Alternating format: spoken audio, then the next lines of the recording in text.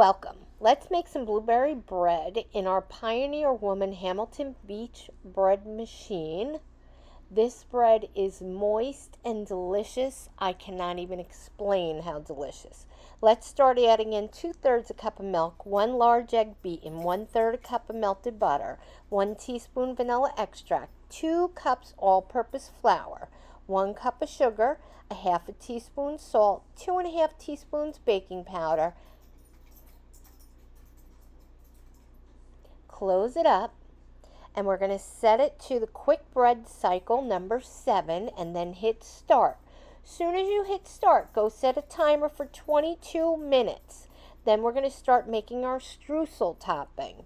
We're going to add in a half a cup of sugar, a quarter of a cup of all-purpose flour, a half a teaspoon of cinnamon, 2 tablespoons melted butter. Add that all together, and that is our streusel topping. Okay, 22-minute timer went off. We're going to add in our blueberries. I used fresh.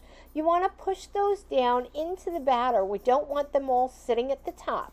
So push them down, and then you can even take your spatula and kind of pull that batter from the sides, kind of pulling it from the sides and up over your blueberries.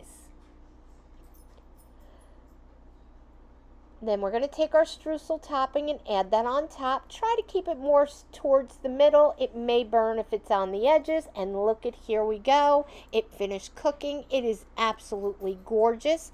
And I'm going to go ahead and make a glaze out of a cup of powdered sugar, 2 tablespoons milk, a half a teaspoon vanilla extract. Add that on the top, and it is the most delicious blueberry bread I have ever eaten.